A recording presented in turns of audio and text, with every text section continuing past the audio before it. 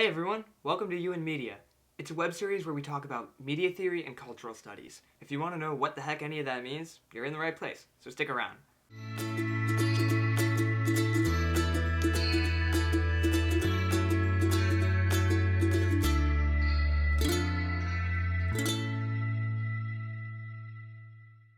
My name is Noah Mintz, and for the last 4 years I've been in college learning about something called media studies, which most people assume means that I'm learning how to be an advertiser or a journalist or something, but that's not it.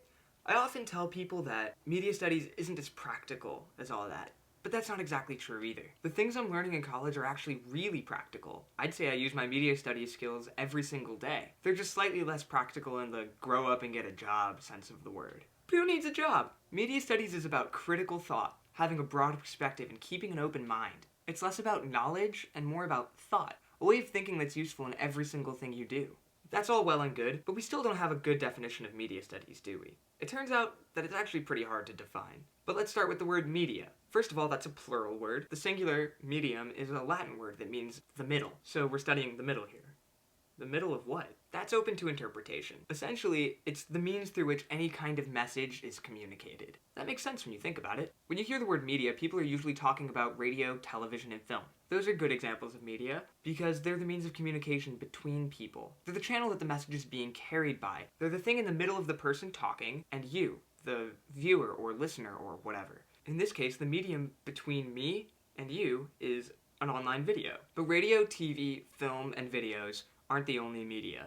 Newspapers, books, music recordings, the internet, telephones, those are all media of communication. Language is a medium. Culture is a medium. But language and culture are also both mediated by all those other things I just mentioned. Yikes. That's a lot to cover. How can media studies be all of those things at once? How can we as media studies students be experts on every single one of those media? Thankfully, no one expects us to. That's an impossible task. Media studies isn't about knowing everything about every single medium, being a filmmaker and an audio engineer and a newspaper reporter all at once. It's a way of thinking critically about how all the messages we receive every day are mediated. It's sort of a lens or a focus to study other things. When you look at a movie, for example, it's important to think about more than just what's on the screen. Who made the movie and why? Who paid for it? What are all of the steps between someone coming up with an idea and you watching it? How does it fit into the dominant culture? Or how does it contradict and subvert those ways of thinking?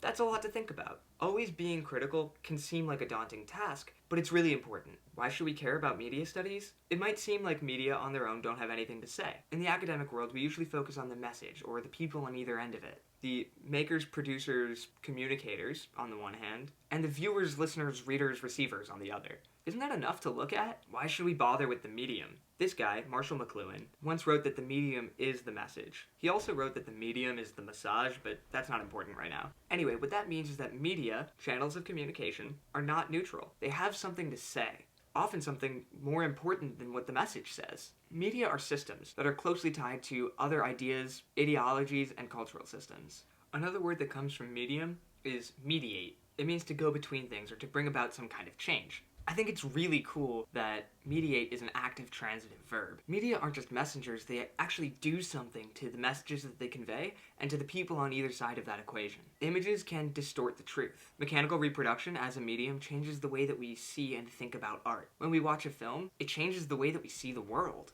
Media studies gives us the tools that we need to understand our own mediated lives. Everything that we hear and see is mediated by something, whether it's technological or ideological. If we don't interrogate the medium, we can only take the content at face value. That's why media studies matters. With so much ground to cover and such high stakes, undertaking the task of studying media can seem really daunting. Fortunately, a lot of people have written all kinds of things to lay the groundwork for us. Philosophers, writers, critics, and thinkers in general have been talking about this stuff for a long time.